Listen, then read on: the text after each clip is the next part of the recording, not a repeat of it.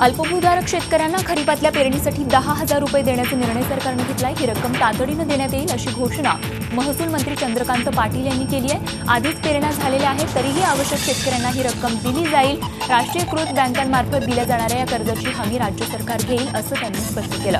अनेक शेतकरी पीक कर्ज काढायचे आणि ती रक्कम दुसऱ्या बँकेत फिक्स्ड डिपॉझिटमध्ये टाकायचे, त्यातून त्यांना दरवर्षी 6,500 रुपयांचा लाभ मिळायचा असा खोचक टोलाही त्यांनी लगावला।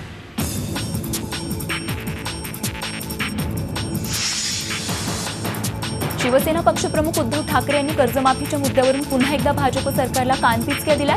कर्जमाफीची घोषणा करणाऱ्या सरकारनं आपल्या हमीला जागावं, या मुद्द्यावरून पुन्हा लढण्याची वेळ शिवसेनेवर आणू नका, तशी वेळ आलीच तर शिवसेना सत्तेची पर्वा करणार नाही असा इशारा उद्धव ठाकरेंनी दिलाय। शेतकरी आंदोलन आणि संपाची ज्या पुणतांब्यातून सुरुवात झाली होती त्या पुणतांब्यातले शेतकरी मातोश्रीवर जाऊन उद्धव ठाकरेंना भेटले, त्यावेळी ते बोलत होते। शेतकरी आत्महत्याग्रस्त कुटुंबांना तसंच गरजू शेतकऱ्यांना पेरणीसाठी बी बियाणं आणि खतांचं वाटप करून एका युवकानं आपला वाढदिवस साजरा केलाय। वाढदिवसावर खर्च न करता दीपक पावडे या तरुणानं शेतकऱ्यांना मदत केली आहे। आत्महत्याग्रस्त शेतकरी कुटुंबासह एकूण 100 गरजू शेतकऱ्यांना ही मदत करण्यात आली आहे। पावडे भाजपचे पदाधिकारी आहेत, मात्र बॅनरबाजी न करता त्यांनी शेतकऱ्यांना मदत केली। थेट शेतात जाऊन शेतकऱ्यांना ही मदत केली आहे।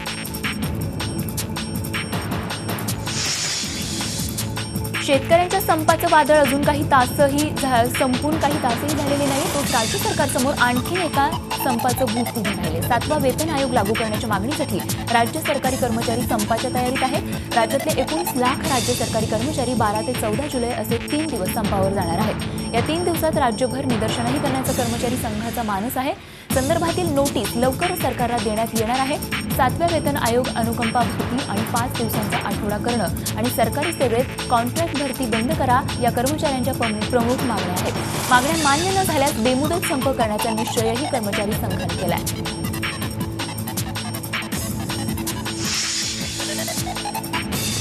10वी SSC बोर्डाचा निकाल तर जाहीर झाला, पण आता खरी लढाई असणार आहे ती कॉलेज प्रवेशाची। मुंबईतल्या टॉप कॉलेजेसमध्ये प्रवेश मिळावा ही राज्यातल्याच नव्हे तर देशभरातल्या विद्यार्थ्यांची इच्छा असते।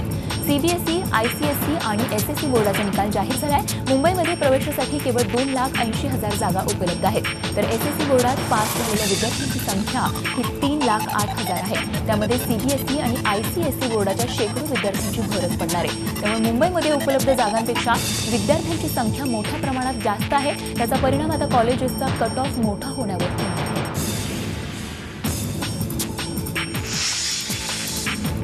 यंदा राज्याच्या माध्यमिक आणि उच्च माध्यमिक शिक्षण मंडळानं घेतलेल्या 10वीच्या परीक्षेत तब्बल 88.74% मुलं उत्तीर्ण झाली आहेत। गेल्या 5 वर्षांचं सातत्य कायम राखत यंदाही 10वीत कोकण विभागाचा निकाल सर्वाधिक लागलाय। या विभागातील 96.18% विद्यार्थी उत्तीर्ण झाले, तर यंदा उपराजधानीचं शहर असल्याने नागपूर विभागाचा निकाल सर्वात कमी लागलाय। या विभागात 83.17% विद्यार्थ्यांना 10वी परीक्षेत यश मिळालंय। एकूण निकालात नेहमीप्रमाणे मुलींचाच निकाल मुलांपेक्षा जास्त आहे।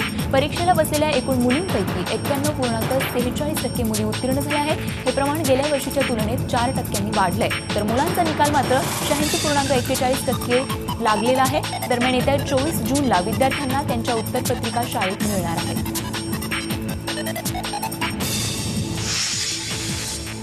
अकोल्यातील 10वीच्या निकालात यावर्षीही ब्राह्मण सभेच्या बाल शिवाजी शाळेनं बाजी मारली आहे। गेल्या 14 वर्षांपासूनची संपूर्ण 100% निकालाची परंपरा या शाळेनं यावर्षीही कायम राखली आहे। शाळेच्या आरोही खोडकुंभे, प्रियंका डब्बीर आणि अथर्व पाटखेडकर या विद्यार्थ्यांना 100% गुण मिळालेत। तिघांनाही अतिरिक्त कलागुणांमुळे 100% गुण मिळालेत। अकोल्यातील भारत विद्यालयातील विद्यार्थी आणि शिक्षकांनी बँडच्या तालावर ठेका धरत निकालाचं सेलिब्रेशन केलं, तर यशाच्या आनंदानं बेभान झालेल्या मुलींनीही फुगड्या घालत नाचत आपला आनंद व्यक्त केला।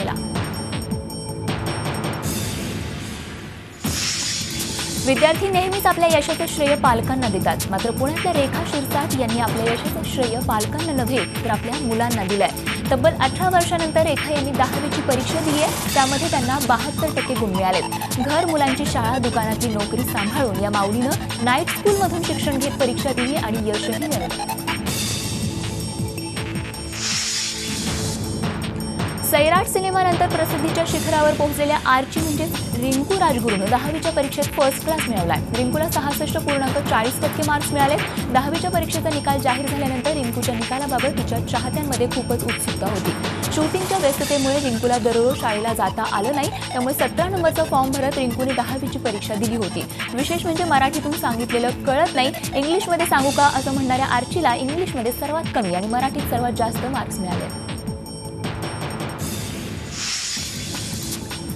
डोंबिवलीच्या ओंकार इंटरनॅशनल शाळा प्रशासनानं अखेर माघार घेतली. शिक्षण हक्क कायद्याअंतर्गत प्रवेश घेतलेल्या मुलांना जीआर प्रमाणे साहित्य आणि गणवेश देण्यास सुरुवात केली आहे. शिक्षण हक्क कायद्याअंतर्गत प्रवेश घेतलेल्या विद्यार्थ्यांना शाळा सापत्न वागणूक देत असल्याचं झी24 तासनं उघड केलं होतं.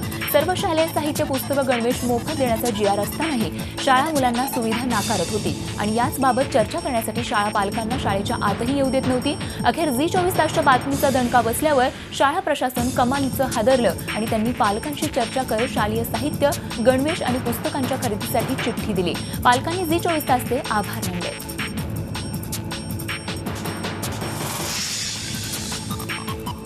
कोल्हापूर जिल्ह्यातल्या उदंगाव इथे असणाऱ्या जिल्हा परिषदेच्या देसाई विद्यामंदिर मराठी शाळेची इमारत कोसळली आहे. ही इमारत रात्रीच्या वेळी कोसळल्यानं सुदैवाने यात कोणतीही जीवितहानी झालेली नाहीये. अतिशय जीर्ण झालेल्या इमारतींमध्ये विद्यार्थी शिकत होते. या शाळेला 100 वर्ष पूर्ण झाली असून मध्यंतरी शाळेची डागडुजीही करण्यात आली होती. तरी देखील ही इमारत कधी कोसळेल याची शाश्वती नव्हती. असं असतानाही इथेच शाळा भरवण्यात येत होती. दरम्यान प्रशासनाच्या अधिकाऱ्यांनी पडझड झालेल्या या शाळेची पाहणी केली असून इथे शाळा न भरवण्याचे आदेश दिले.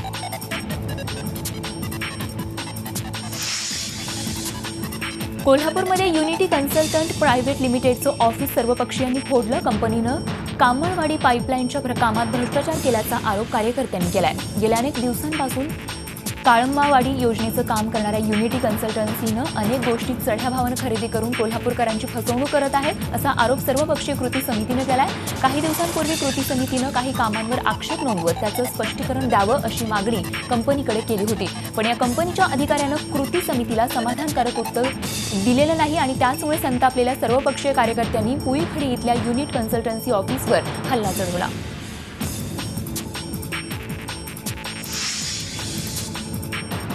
मुंबई मेट्रो 3च्या मार्गातला आणखीन एक अडथळा दूर झालाय. बीकेसी आणि धारावी इथल्या तीव्रांची झाडं तोडण्यासाठी मुंबई उच्च न्यायालयानं मुंबई मेट्रो रेल प्राधिकरणाला परवानगी दिली आहे. मुंबईला मेट्रोची आवश्यकता असून मेट्रोच्या कामात अडथळा निर्माण करणं बरोबर नाही.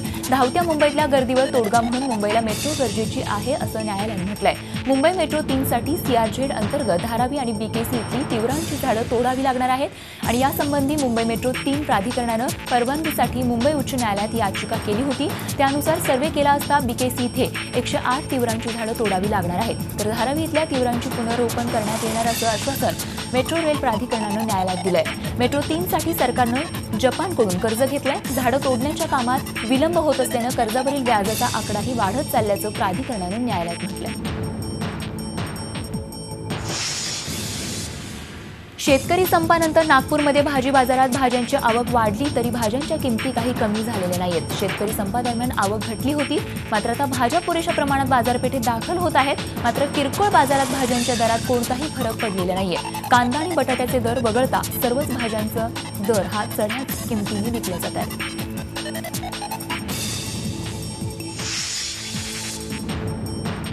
राज्याच्या अनेक भागात मान्सून दाखल झालाय, पण अजून तो विदर्भात दाखल झालेला नाहीये. या आठवड्यात मान्सून विदर्भात दाखल होण्याचा अंदाज आहे.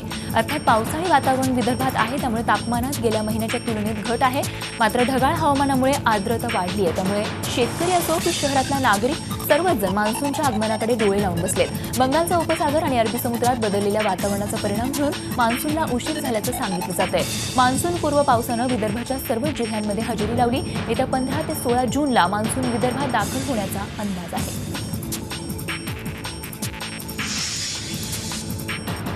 नाशिक शहरासह जिल्हा परिसरात 1 जूनपासून सुरू झालेल्या पावसानं 6 ते 7 तालुक्यातील जून महिन्याची पावसाची सरासरी गाठली. सुरुवातीचे 10 दिवस मान्सून पूर्व तर नंतर मान्सून दाखल झाल्यानं ग्रामीण भागात समाधानाचं वातावरण आहे.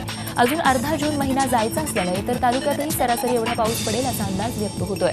दरम्यान जिल्ह्यातील हरणबारी धरणातील पाणीसाठ्यात 1% वाढ झाली आहे. जिल्ह्यातील आजचा उपयुक्त पाणीसाठा हा 13% असून मागील वर्षीच्या तुलनेत 4% पाणीसाठा अधिक उपलब्ध आहे.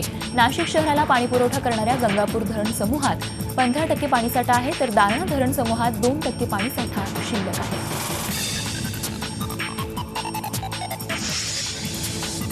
मुंबईमध्ये सोमवारी रात्री कोसळलेल्या पहिल्याच पावसात 41 ठिकाणी पाणी साचलं. मुंबईत तुंबणार नसल्याचा दावा करणारे प्रशासन आणि सत्ताधारी याला जबाबदार असल्याची टीका काँग्रेसनं केली आहे. पावसाळ्यापूर्वी नालेसफाई व्यवस्थित होत नसल्याचं निदर्शनास आणूनही सत्ताधारी शिवसेना प्रशासनाला पाठीशी घालते. यामुळे पहिल्याच पावसाळ्यात मुंबईमधील नाले तुंबल्याची दिसून आलंय. काँग्रेसनं म्हटलंय तर सोमवारी रात्री 10 ते 11 या 1 तासाच्या कालावधीत मध्य मुंबईत सुमारे 70 मिलीमीटर पाऊस लागल्यानं जागोजागी पाणी साचल्याचा खुलासा प्रशासनानं केलाय. हिंदमाता, दादर, किंग सर्कल, माटुंगा या परिसरात पाण्याचा निचरा होत नव्हता. तसंच सोमवारच्या पावसात मुंबईमध्ये विविध ठिकाणी 96 झाडं पडली. मान्सूनच्या सुरुवातीलाच पाणी साचण्याच्या घटनेमुळे विरोधकांच्या हातात टीका करण्यासाठी आयतं कोलीत मिळालंय. हरित क्रांतीचे जनक अशी ख्याती असलेले कृषीतज्ञ MS स्वामीनाथन यांनी मोदी सरकारवर स्तुतीसुमनं उधळली आहे. मोदी सरकारनं राबवलेल्या कृषी धोरणांबाबत स्वामीनाथन यांनी समाधान व्यक्त केलंय. राष्ट्रीय कृषी आयोगानं सुचवलेल्या अनेक शिफारसी मोदी सरकारनं राबवल्या आहेत असं स्वामीनाथन यांनी ट्विट केलंय. सुधारित बियाणं, मृदा परीक्षण पत्रिका, सुधारित विमा या शिफारसी राबवण्यात आल्याचं स्वामीनाथन म्हणतात. कृषी विद्यापीठांद्वारे ग्रामीण महिलांच्या कौशल्य वृद्धीसाठी केल्या जाणाऱ्या प्रयत्नांबाबतही स्वामीनाथन यांनी समाधान व्यक्त केलंय. कृषी कर्जमाफी आणि भविष्यातली कृषी क्षेत्रातल्या पायाभूत सुविधा सुधारण्याबाबतही संतुलन साधण्याचं स्वामीनाथन म्हणाले.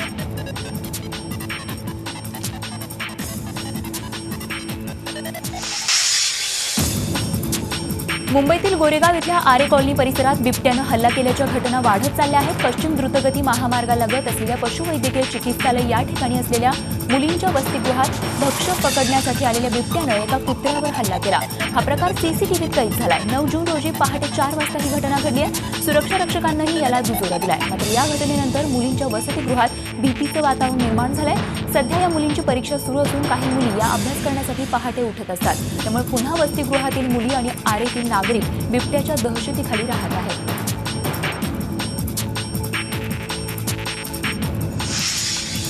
गृहनिर्माण मंत्री प्रकाश मेहता यांनी प्रशासनातील भ्रष्टाचाराचं रेट कार्डच ओपन केलंय. त्यामध्ये SRA प्रकल्पात घर पात्र करून घेण्याकरता खालून वरपर्यंत काय भाव आहेत याचं रेट कार्ड घाटकोपरच्या एका कार्यक्रमात त्यांनी सांगितलं. या भ्रष्टाचारावर सरकारनं जालीम उपाय शोधून काढलाय आणि लवकरच त्याची अंमलबजावणी होणार असल्याचं प्रकाश मेहता यांनी म्हटलंय. कोकण किनारपट्टी परिसरात पडत असलेल्या पावसामुळे दापोलीच्या दाभोळ परिसरात गंगासागर तलाव इथे दुर्घटना घडली आहे. गंगासागर तलावाच्या काठावर नुकताच भराव टाकून संरक्षक भिंत बांधण्यात आली होती.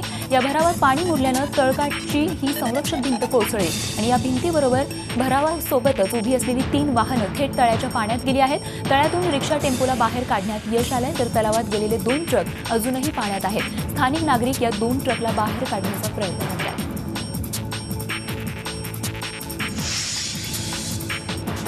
साताऱ्यातील वाई नगरपालिकेच्या नगराध्यक्ष डॉक्टर प्रतिभा शिंदे यांनी ठेकेदाराकडून 14,000 रुपयांची लाच स्वीकारताना सातारा लाचलुचपत विभागानं त्यांच्यासह पती सुधीर शिंदे यांना 3 दिवसांपूर्वी अटक केली होती आणि याच प्रकरणी दोघांना न्यायालयातून जामीन मंजूर झाला होता.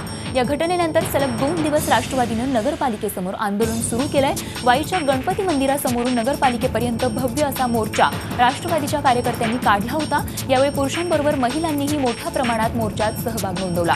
नगराध्यक्षांनी राजीनामा द्यावा ही मोर्चाची मागणी होती. राजीनामा दिला नाही तर यापुढे आंदोलन उग्र स्वरूपाचे करण्याचा इशारा आंदोलकांनी दिला आहे.